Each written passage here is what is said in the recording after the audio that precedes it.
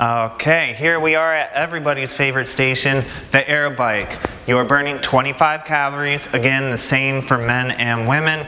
Right now I'm here with a Rogue Echo bike, which they are pretty common at these events, but Deka Fit as a company, their brand that they use is Assault Fitness.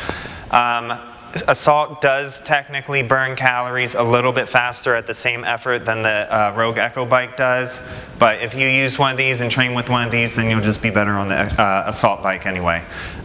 So you might also see some other brands as well, but they're all pretty similar overall as far as how it works. Okay, you might have different settings for the seat, like when I use an Assault bike, I'm on a number 7. When I use an Echo bike, I'm a number 6. So just kind of play around with that, like when you're at the event, just see what fits best for you.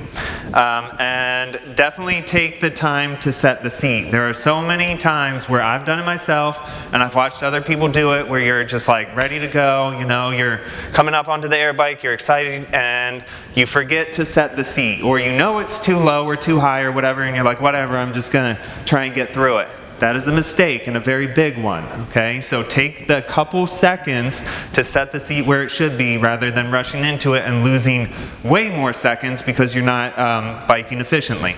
So the bike seat should be about hip height. That's where I have it set right now. And then I like to have my seat back a little bit further, usually at 4 or 5. And that is because I feel like it keeps my hips back a little bit further and I'm able to get more power from my quads and my glutes, okay?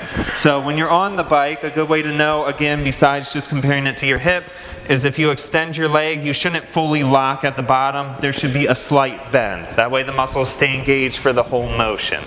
And then while you're on here, this is a good station to kind of give it a little bit extra power, you know? If you're gonna go for it, now's the time to do it. If you've made it this far and you still have some extra gas in the tank, this is the time to push it because you can cut off a significant time here by putting in a little bit extra effort rather than just like trying to keep a slower, more steady pace.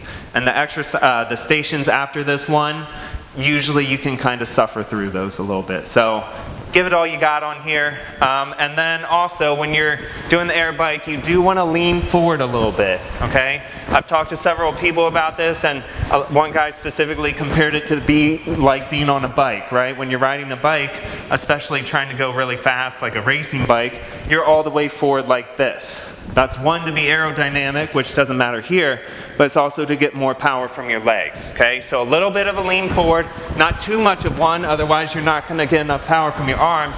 A little bit of a lean forward and use both your arms and your legs. Don't sit back like this, upright with your arms by your sides. That's not doing anybody any good. So lean into it a little bit, use the arms, use the legs, and give it all you got.